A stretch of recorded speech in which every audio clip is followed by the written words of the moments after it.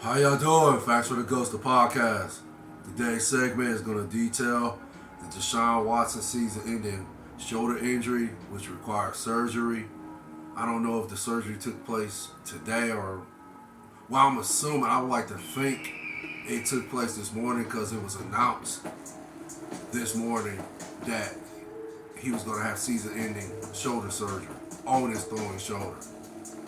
And I believe that the injury which required the surgery, the season-ending surgery, is a fractured, displaced glenoid bone or something like that in his throwing shoulder.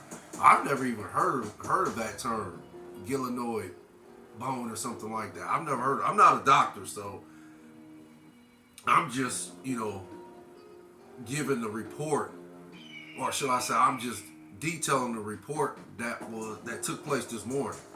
Well, actually, practically, it's been like a dumpster fire with Deshaun Watson takes regarding the injury, the season-ending injury, and there's various opinions that I've heard this morning, and the way I see it.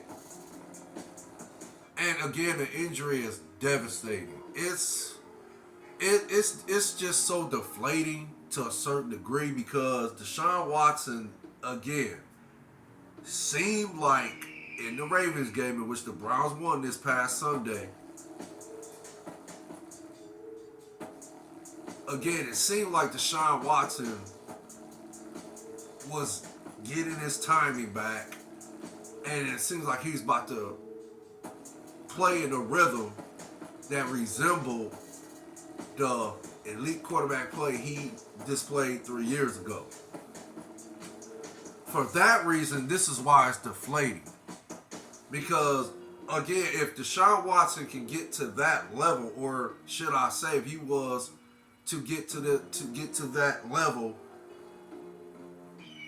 and you could say it could have, or should I say, against the Steelers this Sunday, it could have started with the game against the Steelers, in which perhaps we would have saw Deshaun Watson play at an elite level, if that makes sense. Like, elite level. Everybody knows that Deshaun plays at the level he played 3 years ago, which was, he was compared to Patrick Mahomes, if not, the number one quarterback, which was Patrick Mahomes years ago. And again, he's still the number one quarterback till this day, 2023, this season. But again, he was compared to Patrick Mahomes as far as who was the number one quarterback in the NFL 3 years ago. And yeah, most said Patrick Mahomes back then, but you had a few, or maybe some, that were saying it was Deshaun Watson. Okay, that's neither here or there. The fact is, he was compared to Patrick Mahomes 3 years ago when he was playing at that elite level, right? Okay, so again, against the Steelers, perhaps we would have been able to see him play, or should I say, get close and get closer to that level against the Steelers, and then let's say he would have had a great game, right? Let's say he would have threw for like 350 yards and 4 touchdowns and no interceptions. Okay, then I would have liked to think if he would have had a game like that against the Steelers this Sunday, then I would like to think, okay, now he is really getting in rhythm and getting his timing down. And yeah, I would like to think he would have been playing at elite level enough to where the Browns would have perhaps won next year's Super Bowl in 2024, if that makes sense. But okay, again, on that reason alone is why it's deflating. Forgive me, because I'm still I'm not depressed about it.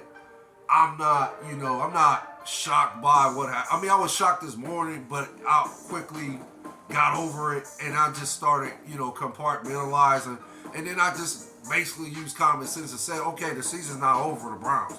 They're 6-3. They have been winning games with PJ Walker. I know PJ Walker is terrible. Yes, he is. He's terrible. He's not. He's if you let his stats tell it, he's not an NFL quarterback. I'm not saying he can't play on this, on the NFL level. I'm not saying he can't, but the stats state that he's not an NFL quarterback.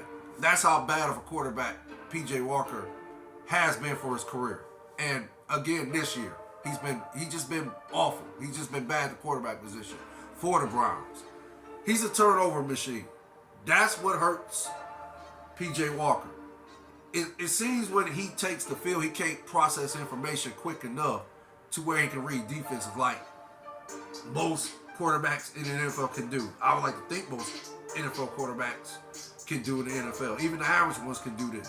Read defenses and be able to process the information quick enough to where they can make plays on the field, right, from the quarterback position. PJ Walker doesn't have that ability. So I think that's why, I would like to think that's what leads to the turnovers in critical situations that, cost the Browns some games this season. So, yeah, going forward, I know it's like, oh, we got PJ Walker. Oh, my goodness. Or was that Dorian Thompson-Robinson? Oh, well, we already seen what he was like against the Ravens. So, yeah, these are your two options going forward. But the more I thought about how the Browns can make the playoffs this season, I'm not saying they can win. They can't, punch their ticket to next year's Super Bowl and perhaps win it with this formula. But I think if they can continue to utilize their rushing attack, which has been solid this season, even without Nick Chubb, who is perhaps the best running back in the game. But, after his horrific injury, look at how the running game has still flourished. And it's solid. So, I would like to think if the Browns can utilize their run game and, put PJ Walker in just game managing situations, then I think if they, of course, Kevin Stefanski has to call the right plays, even though I think Kevin Stefanski should give up the play calling next year, but okay, we ain't going to talk about that right now. If he can give up, Kevin Stefanski call the right plays, Jim Schwartz, if he can continue to, what's that word I'm looking for? If he can continue to have the defense play at elite level that has been playing this season, and I like to think now they're the number one ranked defense in the league. I'm not going to say that for certain, but I would like to think they are the Browns defense. If Jim Schwartz can continue to coach this defense on an elite level, then again, going forward, I think the Browns can win enough games to make the playoffs this year. Now, if they make the playoffs, okay, I think, this is where the quarterback position is going to get exposed. I mean, I don't see, it's possible, anything's possible, but I don't see a scenario where the Browns can beat any of the top teams in the AFC in order to punch their ticket to next year's Super Bowl 2024. I don't see it because of the quarterback play, or should I say, their current quarterback situation, which now is going to be without Deshaun Watson, who is not going to be the starting quarterback the rest of this season because of the shoulder injury, season-ending surgery he has to have on his throwing shoulder. So, like I said again, I'm disappointed for Deshaun Watson because, it just looked like he was about to get his game back, basically. It looked like he was about to, it looked like he was about to finally take off and then show flashes why he deserved that $230 million contract, if that makes sense, and why the Browns gave up I believe 6 draft picks. I could be wrong, but I know they gave up a ton of draft picks also in that deal for Deshaun Watson. But yeah, going forward, I've heard a few Browns fans, analysts, for the Browns. I've heard some say that this can go one or two ways. Well, actually, I've heard one say it. Basically, he said it can go one or two ways. Either the Browns are going to, rise above it and, for the most part, rise above it and just basically overcome, this, I'm trying to find the right words to say, overcome this. I don't want to say it's a tragedy because it's not a tragedy. Just basically overcome this difficult obstacle involving, Deshaun Watson's quarterback play at the quarterback position. His elite potential quarterback play that he was going to perhaps display going forward. And again, put the Browns in position to punch their ticket to next year's Super Bowl 2024. Again, I feel, and like I said, the gentleman, he basically said that either they're gonna come to. I'm trying to remember. Let's just say, I'm gonna say it like this. I can't remember actually what he said, but I know it was, in my opinion, I think.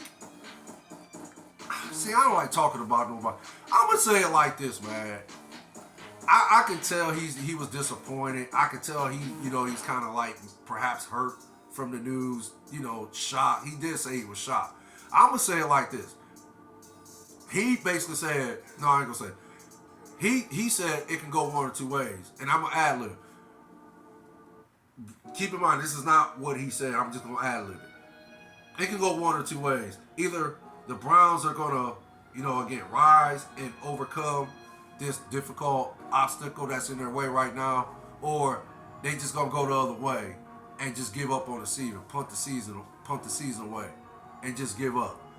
No, I don't see the Browns doing that. I like to think, if anything, this is going to motivate the Browns, especially defense. I like to think it's going to motivate the Browns. It's going to pretty much, everybody's going to be all in like they were this Sunday, like they displayed this Sunday when they defeated the Ravens. So I like to think the Browns are going to continue to come together and just, play for the team. They're going to play for each other. They're going to lay it all out on the line. I still believe they're going to play with that heart, that tenacity, that fight, that dog that you need to win games. I still believe the Browns are going to play with that going forward. And I think that's what's going to eventually lead them into the playoffs. Again, will it lead them to a next year's Super Bowl 2024? I doubt it. But no, I disagree when he basically said the Browns might give up on the season, punt it, and just, it's going to like break them. I know that's one word he says.